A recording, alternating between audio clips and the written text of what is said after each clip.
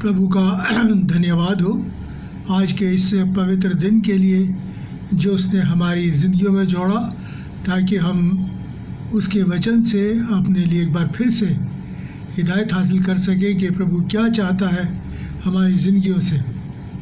और प्रभु आप सबको आशीष दे, हम सबको बुद्धि और समझ दे कि उसके इस वचन के भेदों को जान सकें, ताकि हम उसके सच्चे पैरोकार ठहरें। हम वचन में चलेंगे, हम पढ़ेंगे दूसरा तीमुथियुस उसका 3 अध्याय और उसकी 16 और 17 आयत। और दूसरा तीमुथियुस उसका 3 अध्याय उसकी 16 और 17 आयत। और यहाँ पर परमेश्वर का वचन हमको बताता है कि संपूर्ण पवित्र शास्त्र परमेश्वर की प्रेरणा से रचा गया है और उपदेश और समझाने और सुधारने और धर्म की शिक्षा के लिए लाभदायक है, ताकि परमेश्वर का जन सिद्ध बने और हर भले काम के लिए तत्पर रहे। परमेश्वर अपने वचन के पढ़े और सुने जाने पर आशीष दे कि ये वचन जो हमको मिला है ये परमेश्वर की प्रेरणा से रचा गया है, और ताकि उपदेश के लिए, समझाने के लिए, सुधारने के लिए, और जो परमेश्वर के विश्वासी हैं, परमेश्वर के जन हैं, वो सिद्ध बने और भलाई करें।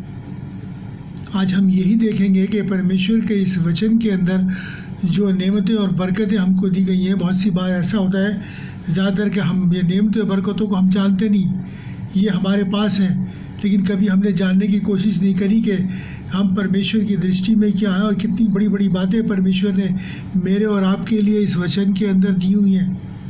अगर सचमुच में ये बातें अगर अपने अपने हृदय में उतार लें तो मैं सोचता हूँ कि हमें किसी भली वस्तु की घटी नहीं हो सकती, लेकिन हम जानते ही नहीं। हम उस हिरन की तरह हैं जिसके पेट में कस्तूरी है, वो सुगंधित वस्तु है, और वो सारे जंगल में इधर उधर मारा मारा फिरता उसके लिए कि वो कहाँ से आ रही है खुशबू, और ये नहीं पता कि वो उसके पास है। और यही हमारे समाज का भी आजकल हाल है कि हम जानते नहीं कि कितनी बड़ी बातें परमेश्वर ने मेरे और आपके लिए और उन विश्वास करने वालों के लिए रखी हैं। प्रभु यीशु मसीह ने कहा, यूहन्ना 14 और 6, जल्दी से वचन पे आएंगे। मैं आपके सामने पूरे वर्सेस, आज बहुत हैं, मैं आपके सामने पूरी वर्सेस नहीं पढ़ूंगा, लेकिन जो बात है मेन वो आपके सामने रखूंगा, ताकि समय के साथ हम इसको समाप्त भी कर सकें। उस समय में अपनी मैं पूरी बात आपके सामने रख सकूं।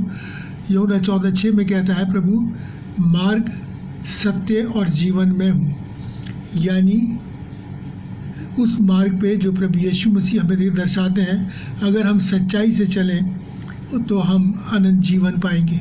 ये बात मैं पहले भी बता चुका हूँ। और प्रभु कहते हैं आगे कि यूहन्ना 8 और उसकी 32 में लिखा है कि सत्य को जानो और सत्य तुम्हें स्वतंत्र करेगा। सत्य तुम्हें स्वतंत्र करेगा। किस बात से स्वतंत्र करेगा? इस पाप की व्यवस्था से, हर बुराई से, दुख से, तकलीफ से, परेशानी से, तमाम किस्म की बुराइयों से हमें स्वतंत्र करेगा और हमें आज़ाद करेगा। ये परमेश्वर प्रभु यीशु मसीह का वायदा है। इसलिए उसने कहा है कि ये पवित्र शास्त्र जो है वो सुधारने, धर्म की शिक्षा के लिए लाभदायक है, कि हम जब इसका ज्ञान को अर्जित कर लें तो फिर हम भलाई करेंगे, भलाई करने के लिए तत्पर रहेंगे, हमेशा तैयार रहेंगे, बुराई हमारे दिलो दिमाग से निकल जाएगी। ये परमेश्वर का वचन हमको बताता है और प्रभु चाहता है। लेकिन इससे पहले थोड़ा सा हम परमेश्वर के विषय में भी बातचीत कर लें, जान लें कि परमेश्वर क्या है। मैं आपको बताना चाहूँगा कि परमेश्वर के गुणों को कोई प्रकट नहीं कर सकता। वो इतना महान है कि इस देह के अंदर, इस शरीर के अंदर उसकी बातों को हम प्रकट नहीं कर सकते। प्रभु ने स्वयं भजन संहिता 106 की 2 में लिखा है कि यहोवा के पराक्रम के कामों का वर्णन कौन कर सकता है? कौन उसका पूरा गुणानुवाद कर सकता है? उसके पराक्रम के कामों का ना तो कोई वर्णन कर सकता और ना ही कोई उसके गुणों का बखान कर सकता है। किसी में सामर्थ्य नहीं है, क्योंकि अभी हम प्रभु को बहुत लिमिटेड जानते हैं, बहुत लिमिटेड। जितना हमें दर्शाया गया, जितना हम जानते हैं, प्रभु उससे कहीं ज़्यादा महान है। और ये वह बातें वचन में भी है, क्योंकि 1 कुरिन्थियों और 2:9 में अगर हम पढ़ें तो वहाँ पर लिखा है कि प्रभु ने हमारे लिए वो बातें रखी हैं जो न आँखों ने देखी, न कानों ने सुनी, जो हमारे चित्त पे भी नहीं चढ़ी, जिनके बारे में हम विचार भी नहीं कर सकते, वो बातें परमेश्वर ने हमारे लिए उस स्वर्ग के अंदर रखी हुई हैं, उस स्वर्गीय राज्य के लिए। तो आप ये सोचिए कि प्रभु कितना महान है। यहाँ तो हमारे पास जो भी संसार में हम देखते हैं कुछ भी नहीं है, इससे भी बड़ी बड़ी बातें जो हम सोच विचार में भी हमारे नहीं आ सकती। और इसी बात को दूसरे कुरिन्थियों 12 और 4 में पौलुस कहते हैं कि मैं एक ऐसे व्यक्ति को जानता हूँ जो तीसरे आसमान तक उठा लिया गया और उसने वो बातें देखी जिनका मनुष्य को ज़ुबान पे लाना उचित नहीं, क्योंकि अगर वो बातें बताई जाए लोगों को तो लोग कहेंगे इसका दिमाग ख़राब है, ऐसा हो ही नहीं सकता, क्योंकि उन बातों के आगे ये सारी विज्ञान और साइंस सब फेल है। ऐसी अद्भुत बातें हमारे लिए परमेश्वर ने उस स्वर्ग राज्य में जो हमको मिलने वाला है उसमें रखी है। और फिर यही बात प्रभु यीशु मसीह ने भी कही हमसे। वही मैं बताता हूँ कि बहुत सी बातें ऐसी हैं जिन्हें हम जानते ही नहीं कि प्रभु ने क्या कहा। वहाँ प्रभु क्या कहते हैं, यूहन्ना 16 और उसकी 12 में लिखा है, मुझे तुमसे बहुत सी बातें करनी हैं जिन्हें तुम अभी सह नहीं सकते। वो कहता है मैंने तुमसे पृथ्वी की बातें करी तो तुम उसका यकीन नहीं करते, तो अगर मैं तुमसे स्वर्ग की बातें करूं तो कैसे यकीन करोगे, उसे सह नहीं सकते। मतलब कि हम लोग कहेंगे कि ये, और वैसे भी प्रभु को कहते थे कि इसका चित्त ठिकाने पर नहीं है। अब ये सोचिए कि वो स्वर्ग की बातें अगर वो हमसे कहता, प्रभु ने तो चाहा कि तमाम स्वर्ग राज्य को भी आपके सामने खोल दे, लेकिन इस देह के अंदर हम नहीं सह सकते। क्योंकि मूसा ने एक बार कहा था कि प्रभु मैं आपका दर्शन करना चाहता हूँ, तो उसने कहा कि तू मेरे चेहरे का दर्शन नहीं कर सकता, क्योंकि इस देह के अंदर जो भी मेरे चेहरे का दर्शन करना देखेगा, निगाह उठाएगा, वो मर जाएगा। क्योंकि पाप ने उस दीवार को खड़ा कर रखा है। पाप के कारण ये देह उसका दर्शन नहीं कर सकती। प्रकाशित वाक्य में लिखा है कि और उसकी जो सिंहासन है उससे प्रचंड चिंगारियाँ, बिजलियाँ निकलती हैं। तो उसका जो उस पर विराजमान है वो कितना महान होगा। कैसे शरीर के अंदर हम उनके दर्शन कर सकते हैं, ये शरीर उसके सामने खड़ा नहीं रह सकता। तो ये बातें परमेश्वर ने रखी हैं, तो इसलिए उनका गुणगान करना मनुष्य के बस की बात नहीं। दूसरी चीज़, जैसे कि मैंने आपको कहा, हम परमेश्वर को जाने। परमेश्वर ने अपने आप को हमें त्रिएकता में या ट्रिनिटी में प्रकट किया है। ट्रिनिटी का मतलब ये नहीं कि 3 परमेश्वर हैं, नहीं, 3 पर्सनैलिटी है, 3 व्यक्तित्व हैं एक परमेश्वर के, जो कि पिता, पुत्र और पवित्र आत्मा। इसको थोड़ा हम जान लें, बहुत शॉर्ट में मैं आपके सामने रखूँगा। यूहन्ना उसका 10 और उसकी 30 और 38 आयत में क्या लिखा है। प्रभु कहते हैं मैं और पिता एक हैं। प्रभु यीशु और पिता, पुत्र और पवित्र आत्मा की बात हुई है ना, एक है। और लिखा है 38वें आयत में लिखा है कि पिता मुझ में है और मैं पिता में हूँ, दोनों एक दूसरे में समाये हुए हैं। इस बात पे गौर कीजिए, पिता और पुत्र एक हैं। आगे देखिए, पहला यूहन्ना 5 और 7 में लिखा है कि जो गवाही देता है वो आत्मा है। और क्या कहता है, क्योंकि आत्मा सत्य है। और प्रभु यीशु मसीह ने क्या कहा कि मार्ग, सत्य और जीवन में हूँ। आत्मा भी सत्य है और प्रभु यीशु मसीह भी सत्य है। एक ही सत्य होता है, 2 नहीं। इसलिए प्रभु यीशु मसीह और आत्मा भी एक हैं। प्रभु यीशु मसीह भी आत्मा और एक है, और पिता और प्रभु यीशु मसीह भी एक है। आगे देखिए परमेश्वर का वचन, बहुत शॉर्ट में आपको इस बात को समझाऊंगा ताकि हम आगे चले। यूहन्ना 17 और 3 में क्या है, अनंत जीवन ये है कि वह तुझ अद्वैत, अद्वैत मतलब एकमात्र, अद्वैत सच्चे परमेश्वर को अर्थात यीशु मसीह को जाने। तुझ अद्वैत सच्चे परमेश्वर को, परमेश्वर क्या है, सच्चा है। प्रभु यीशु मसीह सच्चाई है, पवित्र आत्मा सच्चाई है, परमेश्वर सच्चाई है। उस अद्वैत परमेश्वर को जाने ही अर्थात प्रभु यीशु मसीह को। अगर हमने प्रभु यीशु मसीह को जान लिया तो हमने परमेश्वर को जान लिया। और इस तरीके से पिता और पुत्र और पवित्र आत्मा तीनों एक हैं। दूसरा कुरिन्थियों 3:17 में क्या लिखा है कि प्रभु तो आत्मा है, प्रभु यीशु मसीह आत्मा है। तो इसका मतलब क्या हुआ, प्रभु आत्मा भी है, प्रभु पिता भी है हमारा, और प्रभु पवित्र आत्मा भी है, पिता भी है और पुत्र भी है। पिता, पुत्र और पवित्र आत्मा।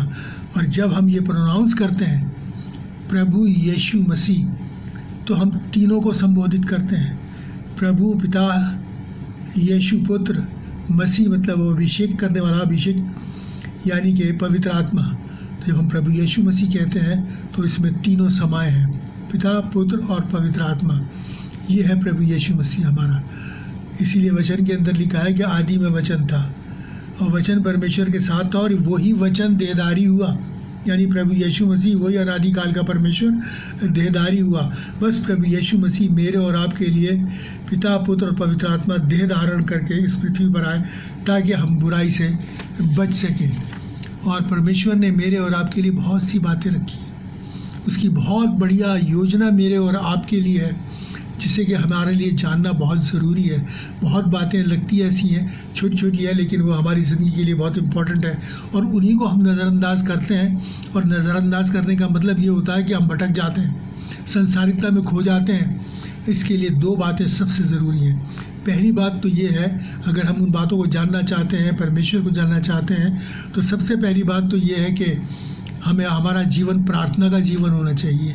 दूसरा, हमें इस वचन को पढ़ना ही नहीं है बल्कि खंगालना है, अपने जीवन में उतारना है, खोजना है इसको, नित इसको पढ़ना और नित इसमें लीन होना है। यही बात प्रभु ने यहोशू से कही थी कि ये पुस्तक तेरे चित्त में से ना उतरे, इसलिए ताकि अगर ये तेरे चित्त पे चढ़ी रहेगी तो जहाँ जहाँ तू जाएगा वहाँ वहाँ मैं तेरे साथ हूँगा और तुझे भाग्यवान करूँगा, तुझे सफल करूँगा।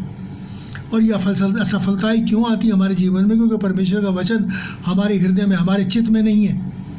इसलिए दो बातें अपने जीवन में अपनी ठान लें और अपने जीवन का उद्देश्य बना लें। एक तो प्रार्थना का जीवन और दूसरा इस वचन में खोए रहना, इस वचन को अपने चित्त में बसाए रहना। अब देखेंगे परमेश्वर की योजना क्या है। यिर्मयाह 29 और उसके 11 में प्रभु कहते हैं कि जो कल्पनाएं मैं तुम्हारे विषय करता हूँ उन्हें मैं जानता हूँ, वे हानि की नहीं कुशल ही की हैं और अंत में तुम्हारी आशा पूरी होगी।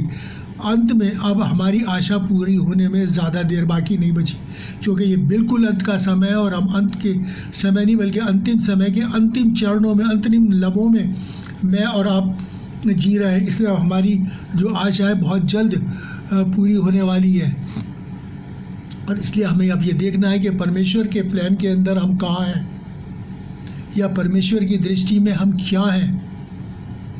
परमेश्वर जब हमें देखता है अपने विश्वासियों को, तो हम उसकी दृष्टि में क्या हैं, ये आज हम इस बात वचन के अंदर देखेंगे कि किस तरीके से प्रभु बताता है। अगर हम उत्पत्ति उसका 1 अध्याय उसकी 27वीं आयत में देखें तो वहाँ पर लिखा है कि परमेश्वर ने हमको अपने स्वरूप और समानता में बनाया, बिल्कुल स्वरूप और समानता में। जब उसने आदम को बनाया तो मेरे ख्याल से शैतान को ऐसा लगा होगा कि एक प्रभु यीशु मसीह, दूसरा प्रभु यीशु मसीह सामने खड़ा है, हम उसके बेटे और बेटी, क्योंकि हम उसकी स्वरूप और समानता में। और जब तक आदम निष्पाप रहा वो स्वरूप और समानता उसमें कायम रही। लेकिन पाप के कारण हमने समानता सही तो बनाए रखी, उसकी शक्ल सूरत तो हमने बनाए रखी, लेकिन उसका स्वरूप तो हमने बनाए रखा, लेकिन समानता हमने खो दी। परमेश्वर के समानता में नहीं रहे और उस ताज को, उस महिमा के ताज को खो दिया। और इसीलिए शैतान उसके बेटे और बेटियों को, हम मानवों को सताता है। क्यों मनुष्यों को सताता है? इसलिए क्योंकि संसार में भी एक बात बहुत प्रचलित है कि अगर किसी को ज़्यादा से ज़्यादा दुख पहुंचाना है तो क्या करो, उसकी औलाद को दुख पहुंचाओ। और यही शैतान करता है कि परमेश्वर के बेटे और बेटियों को, उसके चुने हुओं को दुख पहुंचाता है। और इससे बचने के लिए देखें कि परमेश्वर ने हमारे लिए क्या योजनाएं बना रखी हैं। इफिसियों 2 और उसके 10 में लिखा है कि यीशु मसीह में हम भले कामों के लिए सिरजे गए हैं। हम उसमें सिरजे गए हैं उन भले कामों को करने के लिए जिन्हें करने के लिए पहले से ठहराया गया है। इसलिए प्रभु यीशु मसीह भला है, परमेश्वर भला है और यही वो चाहता है कि हम भलाई करें, क्योंकि पाप के द्वारा हम भलाई से दूर हो गए। और प्रभु चाहता है कि हम वापस उसी स्वरूप और समानता में लौटें। तो इसलिए हम उन कामों के लिए चुने गए हैं कि हम भलाई करें, लोगों के परोपकार करें, बुराई ना करें। बुरा करता है शैतान, हम वो करें जो प्रभु यीशु मसीह चाहता है कि हम करें। आगे देखें 2 कुरिन्थियों और उसके 5 और 17 में लिखा है कि अब हम नई सृष्टि है, पुरानी बातें बीत गई, अब हम नई सृष्टि हैं। यानी कि पाप हम उसने हमें बनाया। पाप के कारण हम पापी हो गए, संसारिक हो गए, लेकिन जब हम प्रभु यीशु मसीह पर विश्वास करते हैं, पापों से पश्चाताप करते हैं, तो वो हमारे पापों को क्षमा करता है और हम एक नए इंसान बन जाते हैं, एक नई सृष्टि बन जाते हैं। वो पुरानापन हम में से ख़त्म हो जाता है और वही हमें करना है विश्वास के द्वारा, और विश्वास में बने रह के कि वो नयापन हमें बना रहे। पहला पत्र उसकी 2:9 में लिखा है। आप देखिए कि परमेश्वर हमें क्या, किस दृष्टि से देखता है, हम उसकी दृष्टि में क्या है। पहला पत्र 2:9 में लिखा है कि हम उसकी पवित्र प्रजा, याजकों का समाज है, उसकी निज प्रजा है, उसके पवित्र जन है, राजपद अधिकारी हैं। ये इस वचन के अंदर लिखा है, राजपद अधिकारी, उसकी निज प्रजा और याजकों का समाज है। वो इतना बड़ा ओहदा मेरे और आपको देता है, राजपद अधिकारी हैं। इसीलिए प्रभु यीशु मसीह ने कहा है कि जो जय पाएगा उसे मैं पिता के साथ सिंहासन पर बिठाऊंगा जैसे मैं बैठा हूँ। सिंहासन किसका अधिकार होता है सिंहासन पे? राजपुत्रों का। और उस स्वर्ग के सिंहासन जो कि पूरे ब्रह्मांड में, पूरी सृष्टि में सबसे उत्तम जगह है, प्रभु वायदा करते हैं कि मैं तुम्हें उस पर बिठाऊंगा अगर तुम विश्वास में बने रहो और मेरे निर्देशों का पालन करो।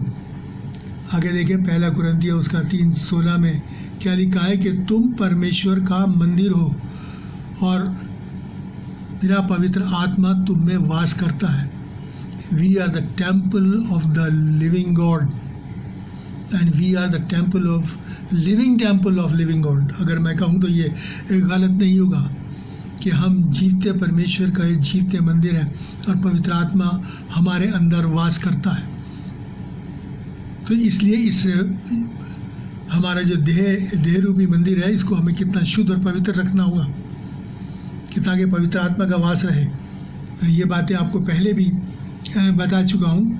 अब देखिए कि इब्रानियों 3 और उसकी 6 में क्या लिखा है कि मसीह घर का अधिकारी है, प्रभु यीशु मसीह घर का अधिकारी है और हम उसका घर हैं और वो हाथ के बनाए हुए घरों में नहीं रहता, हाथ के बनाए हुए घरों में नहीं रहता।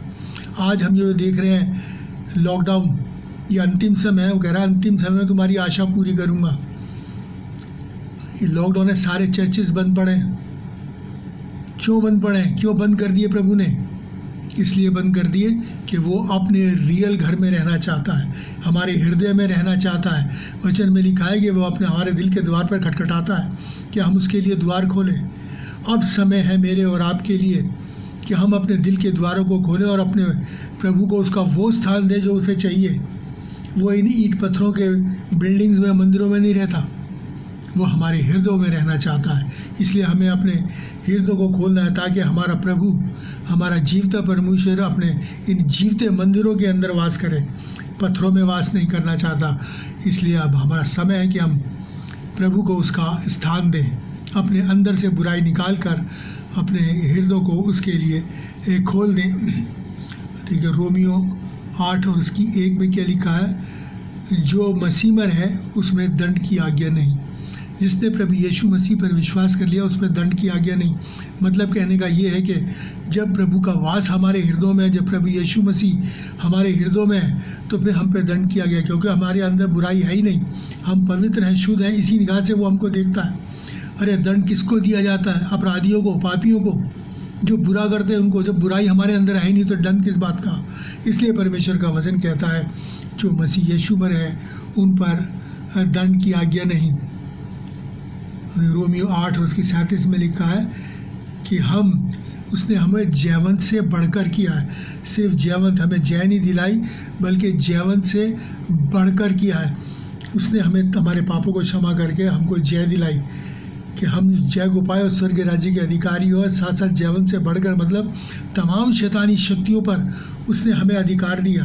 प्रभु यीशु मसीह ने क्या कहा? जाओ, जाके मेरे वचन का प्रचार करो और दुष्ट आत्माओं को निकालो, बीमारियों को चंगा करो, अंधों को आंखें दो, मेरे नाम से करो और ये तुम मांगोगे तो तुम्हें मिल जाएगा। इसलिए हम जयवंत से भी बढ़कर हैं कि तमाम शैतानी शक्तियों पे हमारा अधिकार, उस अधिकार को हमें इस्तेमाल करना है। हमें डरना नहीं है बल्कि उस अधिकार को, यही से मैंने शुरू में भी कहा कि बहुत सी बातें प्रभु ने हमें दे रखी हैं, अधिकार हमें दे रखे हैं, लेकिन हमें मालूम ही नहीं, हम उन्हें इस्तेमाल ही नहीं करते। बड़े हियाव के साथ, बुलंदी के साथ इस्तेमाल करो, क्योंकि प्रभु यीशु मसीह हमारे साथ है। फिर यूहन्ना 1:12 में क्या कहता है? जितनों ने प्रभु यीशु मसीह को ग्रहण किया उसने उन्हें परमेश्वर के पुत्र होने का अधिकार दिया। पहले वो अधिकार हम खो गए थे पाप के कारण, लेकिन जब हमारे पाप दूर हो गए तो उसने वो पाप की दीवार को प्रभु यीशु मसीह ने क्रूस पर ढा दिया और परमेश्वर से हमारा मेल करा के और हमें फिर से उसके बेटे और बेटियां बना दिया।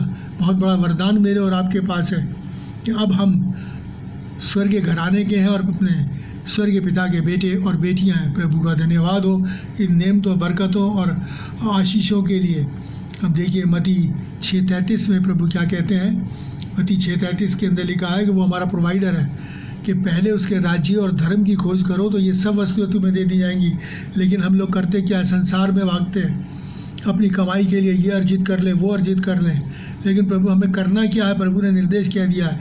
उसके राज्य और धर्म की खोज करो। जब प्रभु यीशु मसीह ने प्रचार शुरू किया तब उसने क्या कहा था कि मन फिराओ क्योंकि स्वर्ग का राज्य निकट है। मन फिराना है हमें स्वर्गीय राज्य के लिए, हमें देखना है स्वर्गीय राज्य की खोज करनी है इस वचन से कि हमें कैसा जीवन व्यतीत करना है कि हम उस राह के ऊपर चल सकें। लेकिन हम संसार में भागते हैं। ये तो हमें चीज़ें जो हम क्या खाएंगे, क्या पिएंगे, क्या पहनेंगे, प्रभु कहता है इसकी चिंता मत करो, ये तो हमें बोनस में मिल जाएंगी। सिर्फ प्रभु यीशु मसीह की खोज करो, प्रभु यीशु मसीह को अपने हृदय में आने दो, अपनी बुराइयों को निकालो, तो ये सब चीज़ों कहता है मैं तुम्हें दे दी जाएंगी ऐसे ही बोनस में। तो हम फिर भी हम क्यों मेहनत करते हैं? ये उसका वायदा और वो अपने वायदों में सच्चा है।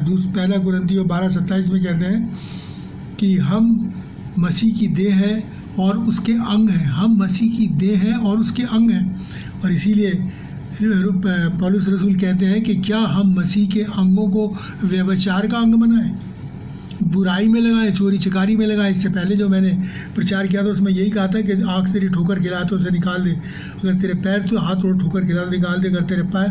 और इन अंगों को हमें मारना है, इन बुराइयों को अपने अंदर से निकालना है, अपने आप को शुद्ध और पवित्र करना है, इनकी बुराइयों को निकालना ही, उनको काट डाल के फेंकना है, क्योंकि ये अंग हमारे नहीं हैं। अब जब हमने प्रभु यीशु मसीह को गिरा लिया, प्रभु मसीह हमारा सिर है और हम उसकी देह हैं। इसलिए हमें ऐसे लिखा है कि पवित्र बनो क्योंकि तुम्हारा बुलाने वाला पवित्र है। कौन, किसने बुलाया हमें अनंत जीवन के लिए? प्रभु यीशु मसीह ने।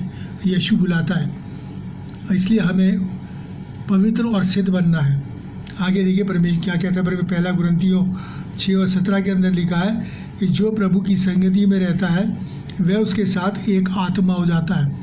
अगर हम प्रभु की संगति में रहेंगे उसके साथ एक आत्मा हो जाएंगे। हमारा आत्मा और पवित्र आत्मा एक।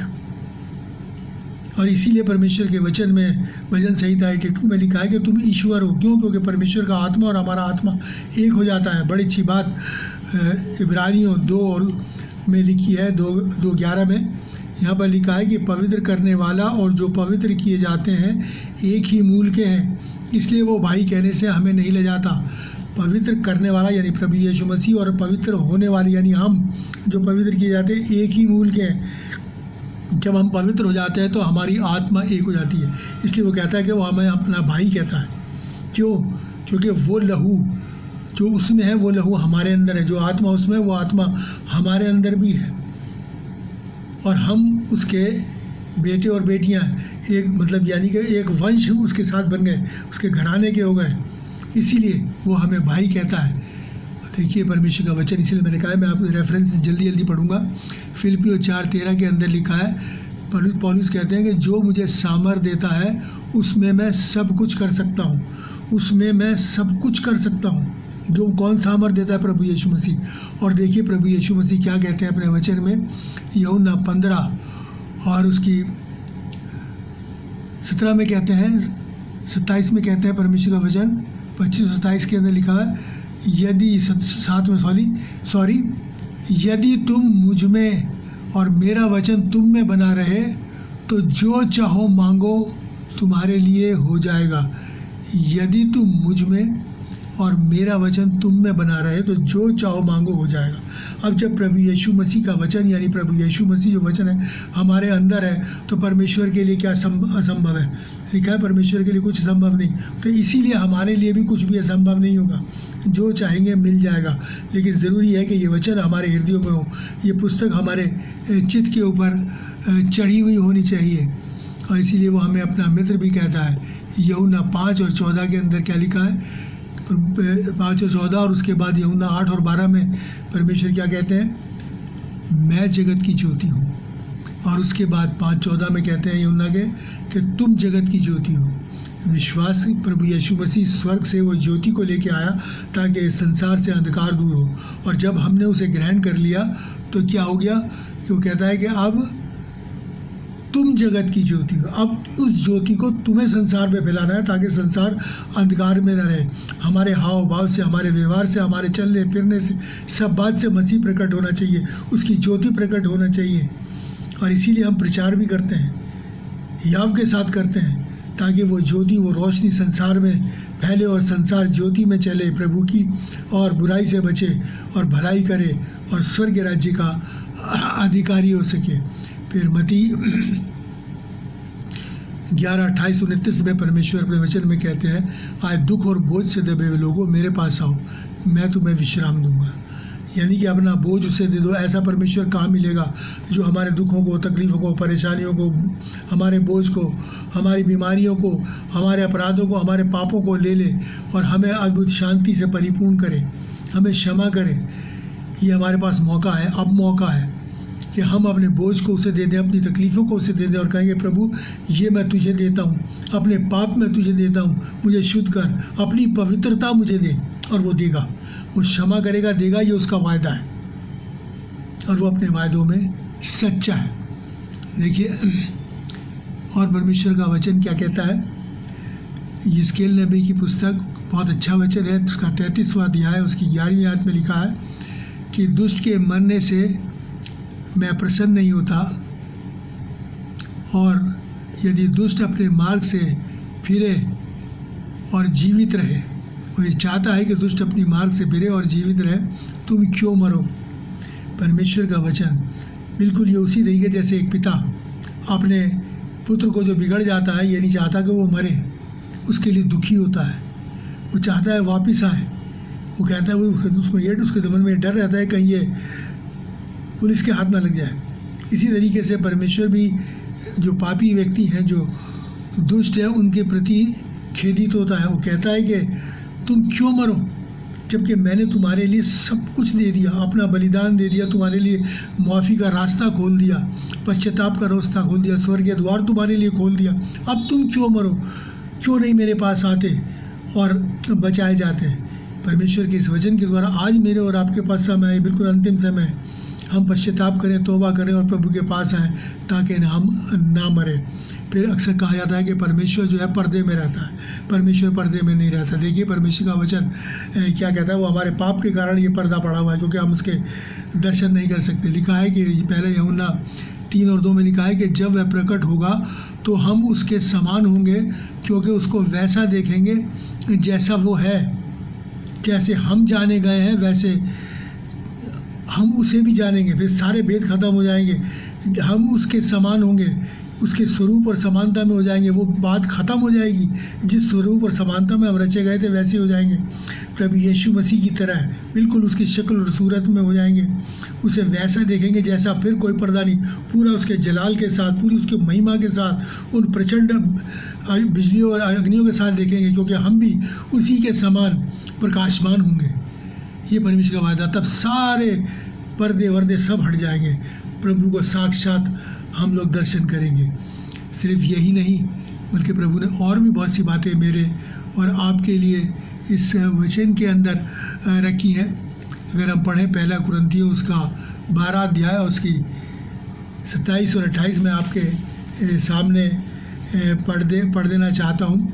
और यहाँ पर परमेश्वर का वचन क्या कहता है? इसी प्रकार तुम सब मिलकर मसीह की देह हो और अलग अलग उसके अंग हो। और परमेश्वर ने कलीसिया में अलग अलग व्यक्ति नियुक्त किए हैं, प्रथम प्रेरित, दूसरे भविष्यवक्ता, तीसरे शिक्षक, और फिर सामर्थ्य कम करने वाले, चंगा करने वाले, उपकार करने वाले, प्रबंध करने वाले, नाना प्रकार की भाषा बोलने वाले। परमेश्वर ने ये लोग दिए हैं, पासवान, उपदेशक, प्रचारक। और अगर किसी को कोई बात समझ नहीं आती वचन में, तो परमेश्वर ने अपने वचन को इनके ऊपर प्रकाशित किया। आप इन लोगों से पूछ सकते हैं। अगर आपके मन में कोई दुविधा है तो आप इनसे पूछें, ये आपको बताएंगे कि परमेश्वर अपने वचन में क्या चाहता है और क्या कहना चाहता है। ये मेरे और आपके लिए बहुत ज़रूरी है कि हम इस बात को जानें कि अपने परमेश्वर के दासों को हम आदर करें। और परमेश्वर अपने वचन के अंदर क्या कहता है? लेवी व्यवस्था 21 और 8 के अंदर लिखा है कि याजक को पवित्र जानो, याजक को पवित्र जानो। जो परमेश्वर का कहोगे वो परमेश्वर का दूत है, हमें उसे पवित्र जानना है और उसके खिलाफ कुछ नहीं बोलना, क्योंकि अगर वो गलत करता है तो उसका हिसाब किताब उससे परमेश्वर लेगा। और एक और बात अंत में मैं कहकर समाप्त करना चाहूँगा, जो कि लिखा है कि इब्रानियों उसका 5 और 4 में लिखा है कि आदर का कोई भी पद कोई भी अपने आप से नहीं प्राप्त कर लेता जब तक कि परमेश्वर की ओर से ठहराया ना जाए। ये पद परमेश्वर की ओर से ठहराया गया, इसलिए जो परमेश्वर ने ठहराया उसका आदर करें। अगर कुछ पूछना है तो अपने पास्टर से, अपने प्रचारकों से, शिक्षक से पूछें। परमेश्वर इन वचनों के द्वारा आपको आशीष दे, क्योंकि अगर आप इस वचनों के द्वारा प्रभु यीशु मसीह पर ईमान ला के उसके नज़दीकी में आएंगे तो ये सारा ख़जाना आपका है, तमाम नेमतें और बरकतें आपकी हैं। प्रभु आपको आशीष दे। हम दुआ मांगें। महान और दयालु परमेश्वर, अनुग्रहकारी पिता, तेरा धन्यवाद करते हैं तेरी नेमत और बरकतों के लिए, तेरे इस वचन के लिए जो तूने हमको दिया, जिसके द्वारा प्यारे बाप आसमानी हम बुद्धि और समझ पाते हैं। हम पिता परमेश्वर भलाई करने के लिए तत्पर हो जाते हैं, शिक्षा को प्राप्त करते हैं, ताकि प्यारे बाप आसमानी मार्ग, सत्य और जीवन के द्वारा उस स्वर्ग राज्य के अधिकारी हो सकें। प्रभु सबको आशीष दे, सबको बरकत दे, और जितने भी लोग वचन को सुनते हैं पिता परमेश्वर आशीष से परिपूर्ण हो और इस वचन के अनुसार अपने जीवन को व्यतीत करने वाले बन सकें। इसके लिए बड़ा अनुग्रह कर, बड़ी दया कर। सबके लिए आशीष मांगते हुए प्रार्थना प्रभु यीशु के नाम से मांगते हैं, आमीन। हमारे खुदा यीशु मसीह का फजल, खुदा बाप की मोहब्बत और पाक रूह की रिफाकत हम सबके साथ और तमाम मसीह ईमानदारों के साथ अब से लेकर हमेशा तक होती रहे, आमीन। मैं फिर से वही बात करूँगा कि आप इस वचन को शेयर कीजिए, सब्सक्राइब कीजिए और ज़्यादा से ज़्यादा लोगों तक पहुँचाने की कोशिश कीजिए, और प्रभु के इस कार्य में कि जाके मेरे सुसमाचार का प्रचार करो, हमारे सहभागी हो जाइए, ताकि प्रभु यीशु मसीह आपको बहुतायत से आशीष दे। God bless you. प्रभु आपको एक बार फिर से बहुतायत से आशीष दे और अपने सामर्थी हाथों में, पंखों में सुरक्षित रखे। God bless you.